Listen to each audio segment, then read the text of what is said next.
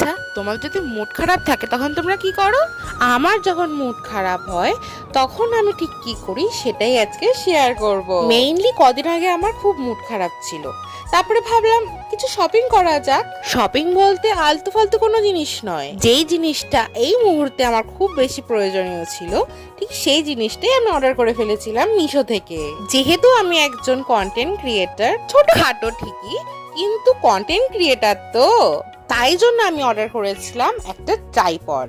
হ্যাঁ, আমি যেহেতু একা ভিডিও করি, আমাকে কেউ ভিডিও করতে হেল্প করে না, বলা যায় আমাকে কেউ হেল্প করার মতো নেই আমার বাড়িতে যে আমাকে ক্যামেরা ধরতে হেল্প করবে, তাই আমি সেই জিনিসটা অর্ডার করে ফেলি যাতে তোমাদের সাথে পরবর্তীতে আমি আরো ভালো ভালো কন্টেন্ট শেয়ার করতে পারি। আচ্ছা, আমি কিন্তু তোমাদের উপরে বেশ রাগ করে আছি, কারণ আমি এত কিছু করার পরেও তোমরা আমার ভিডিও দেখছো ঠিকই কিন্তু কেউ সাবস্ক্রাইব করছো না, লাইকও করছো না। এমন করলে কি চলবে বলো তো?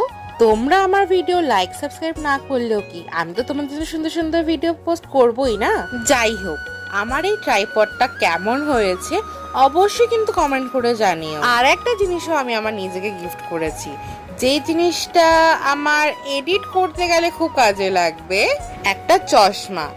ইদানিং আমার এডিট করতে গেলে এত চোখে বাজছিল যে ডাক্তার দেখানোর পর ডাক্তার আমাকে সাজেস্ট করে একটা চশমা নেওয়ার জন্য, তাই একটা চশমাও আমি নিয়ে নিলাম।